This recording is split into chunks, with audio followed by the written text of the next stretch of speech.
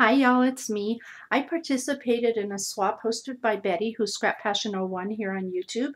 She also hosts a Facebook group called Crafters with Artitude, and in that group she hosted a swap. It was called Sweet Tooth Valentine's Day swap, I believe.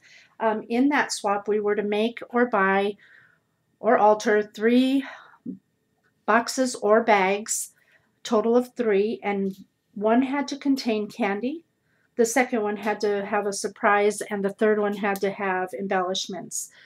With that said, my partner was Jonnie, who is tabasco14 here on YouTube. Hey, Jonnie. And she probably has received her swap because that's why you're seeing this. So let me show you what I've created for her before I get this in the mail to her. First thing I did was I needed to come up with a way to present sweet treats to her.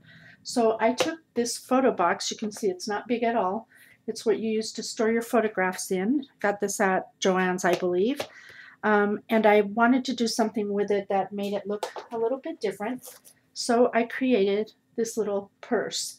And I think it came out super cute. I used some old adhesive fabric. It's Die Cuts with a View, I believe. I'm not sure. I added a flower cluster here with some velvet leaves, a doily that I inked in the back, another cluster here, and then a pearl handle, and then the letter J for Jonnie. And I did include that fabric all the way around the whole entire box.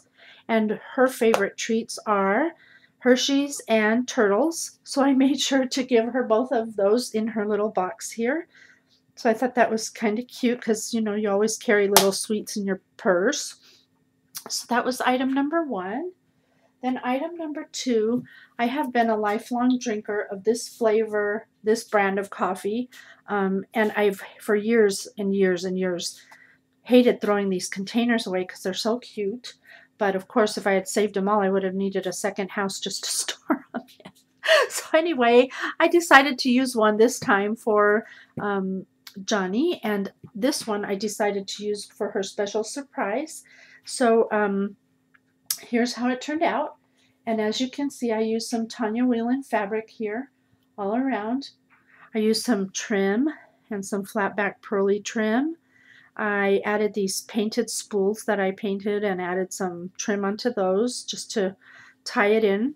This little cherub and a bow. Up top I did the same things. I made a flower cluster. These are wild orchid stuff. So I thought that was really cute way of using this, and she can keep that on her desk. And inside, some of the surprises fit in here for her, and then the rest I had to include separately because they didn't fit. So, so anyway, that was her surprise. And then lastly is the embellishments. And again, trying to find a creative way to give embellishments, I decided to go out and get a candy box. I thought it was the perfect way to send embellishments. So I didn't want to alter the box too much because I really do like the way the box looked with all these pretty roses, and it reads Happy Valentine's Day. So I just added a cluster of these stick things here with a pretty bow. I added some lace and flatback pearl around the edges. I also did that around the entire side of the box as well. I don't know if she'll keep the box or not, but I thought it looked pretty just the way it is. So it's like getting flowers and candy at the same time. So anyhow, and I hope the glare isn't going to be much. I had to use acetate to cover it to mail.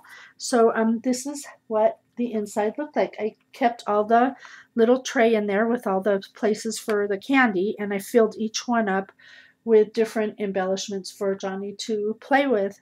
And I thought it came out really cute, really fun idea, nice way to give some embellishments, and I'm sure she'll have fun creating with those as well. So there you go. Those were my 3 projects. I thank you so much for taking the time to look, and see y'all next time. Do what makes you happy. Bye.